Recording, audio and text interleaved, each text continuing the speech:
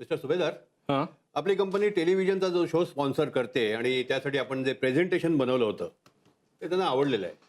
आता कंपनीला रिप्रेझेंट करायला तिकडे कोणी जायचं याविषयी थोडंसं बोलायचं होतं. करेक्ट. ही जबाबदारी फार मोठी आहे.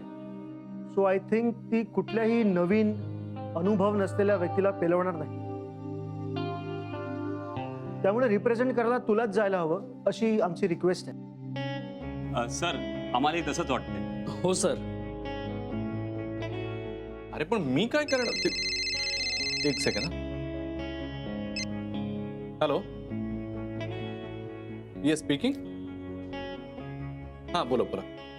उद्या अहो नाही, कसं आहे आम्ही प्रेझेंटेशन बनवतो ते पार्टिसिपेट करायचं म्हणजे बर right now I mean meeting. मी एक काम करतो, जरा बोलून तुम्हाला कळवतो लगेच. Okay yes thank you. Good day bye. Panvalkar, आपलं बोलणं बहुधा शोवाल्याने ऐकलेलं दिसतंय. म्हणजे काही समजलं नाही. आपली कंपनी ज्या शोला स्पॉन्सर करणार आहे त्या शोवाल्यांचाच फोन होता. मला म्हणतात उद्याच शूटिंग आहे आणि तुम्ही पार्टिसिपेट करा. Wow, that's great. म्हणजे आम्हाला जे हवं होतं तेच झालं. प्रेझेंटेशन बरोबरच तुम्हाला पार्टिसिपेट होण्याची ऑफर आली आहे. खरंच आनंदाची गोष्ट आहे. करेक्ट. अरे ये तो वही बात हो गई कि भगवान देता है तो काय? ते फाटतं ते काय रे? कापड नाही रे, कापड नाही रे, ते असं वर असतं ना. हा हा, आभाळ. नाही, एवढं वर नाही. छप्पर. छप्पर. भगवान देता है तो छप्पड़ फाड़ के देता है.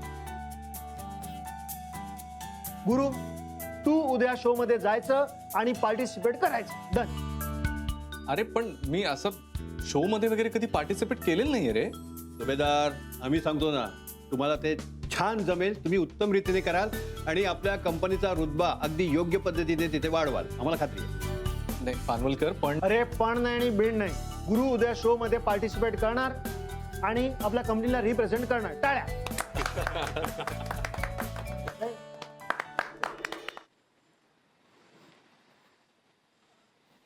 मिस्टर गुप्ते, जाताना गाडी जरा स्टुडिओवरून घ्याल, म्हणजे मला ड्रॉप कराल का, इफ यू डोंट माइंड. अरे नक्की, नो प्रॉब्लेम.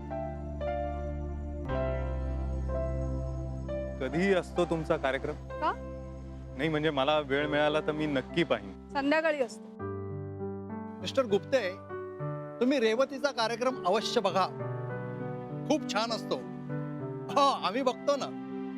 मुख्य म्हणजे कार्यक्रम चर्चात्मक असला तरी विषय योग्य आणि महत्वाचे असतात. आता परवाचाच विषय बघा ना, किती मार्मिक होता. म्हाताऱ्या आई वडिलांकडे त्यांच्या मुलांचं होणारं दुर्लक्ष. त्यामुळे तो काही बोलण्याचा प्रश्नच येत नाही. तेव्हा येतेस तू. येईल. नवऱ्याचं कौतुक बघायला कुठल्या बायकोला नाही आवडणार? वाव, तू टीव्ही शो वर दिसणार आहेस. येस. गॅरी, मला पण यायचंय. कुठे? टीव्ही शोवर? अगं नेलं असतं पण जरा प्रॉब्लेम आहे. आता काय प्रॉब्लेम आहे? आय मीन त्या दिवशी प्रेझेंटेशन मीच दिलं होतं ना. मग आता आपल्या कंपनीला रिप्रेझेंट करायला आपण दोघंच गेलं पाहिजे, राईट? प्लीज ना, मला काही माहिती नाही, मला यायचंय. मलाही टीव्हीवर दिसायचंय. आय अंडरस्टँड, पण नाही ग पॉसिबल. प्लीज समजून घे. ओके, पण मग त्या बदल्यात मला तुझ्याकडून काहीतरी हवंय. काय हवंय? त्या दुकानात जो सेल होता ना त्या दिवशी, तो एक्सटेंड झालाय विथ न्यू ब्रँड्स. मला परत शॉपिंग करायचंय. पुन्हा एकदा? ऑब्व्हियसली. त्या दिवशी अर्ध्या गोष्टी तर घेताच आल्या नाही मला पैसे नसल्यामुळे. त्या मला सगळ्याच्या सगळ्या विकत घ्यायच्या, तेही उद्याच. ओके? अगं पण शनाया, पैसे नाहीये ते कारण देऊ नकोसा मला. जर तुला उद्या तिकडे एकट्याला जायचं असेल तर मला शॉपिंग करायला पैसे देणार आहेस तू. ऑर एल्स मला कोणाला तरी दुसऱ्याला मागावे लागतील रे. आणि तसाही तो श्रेयस आहेच. तो कुठून तरी मॅनेज करून देईलच मला. एनिवे आता तू ठरव काय करायचं ते. Okay bye. शनाया ए शनाया ऐक. अरे यार आता परत पैसे कुठून आणू? पण आणावे ते लागतीलच, नाही तर ती त्या चॅम्प कडून घेईल.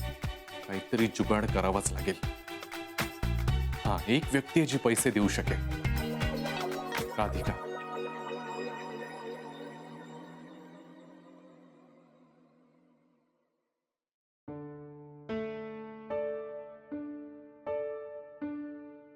वाटलंच होतं मला तुम्ही काहीतरी वाचत बसलेले असणार. तुम्हाला जरा सुद्धा शांत बसवत नाही ना. डॉक्टरांनी आराम करायला सांगितले तर कशाला वाचत बसता? पडता येत नाही तुम्हाला? आता एवढं चालता फिरता असणारा माणूस एका जागेवर बसून राहिला तर कसं बरं वाटेल त्याला? काय थोडस चाललो फिरलो असतो तर अजिबात नाही. डॉक्टरांनी काय सांगितलंय? आराम करायचा. मग फक्त आराम करायचा. औषध घेतलं? वाटलंच मला घेतलं नसणारच.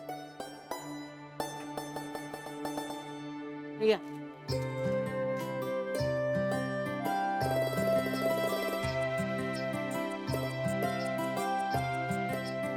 अवकाश.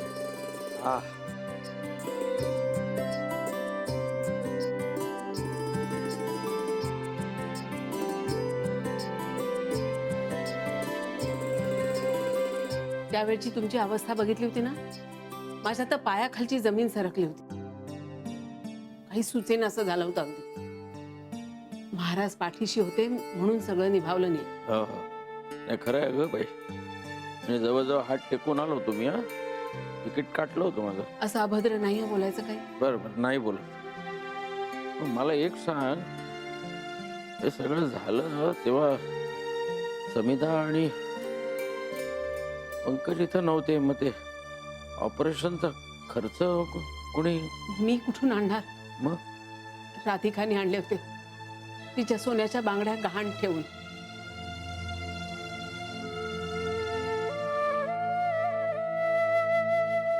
काय काय म्हणतात ना, देव कोणाच्या ना कोणाच्या रूपाने मदतीला धावून येतो.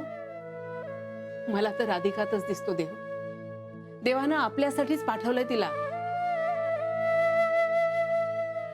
खरंच ग खरंच. आजकालच्या या जगात एवढं कोणी सख्यासाठी सुद्धा करत नाही ग. पण ही बघ कोण कुठली फार गुणी आहे ग बाई. नेहमी इतरांसाठी झटणारी. मला सगळ्यात तिचा कुठला गुण आवडतो माहितीये? कुठला? तिचा खरेपणा. खोटेपणाचा अगदी लवलेश सुद्धा नसतो ग. जसं बोलते तसंच वागते. आणि हे फार कठीण असतं ग. काय आपलेपणाचा माणूस नातं सांगणारी कमी नाहीत माणसं या जगात.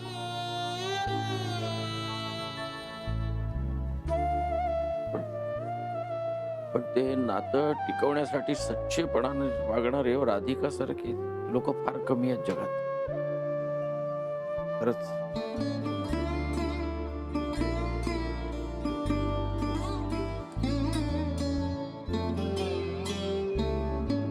स्वयंसिद्धाच्या आजच्या भागात मी रेवती अभ्यंकर तुम्हा सगळ्यांचं मनापासून स्वागत करते. तर आजचा आपला विषय आहे विवाहबाह्य संबंध.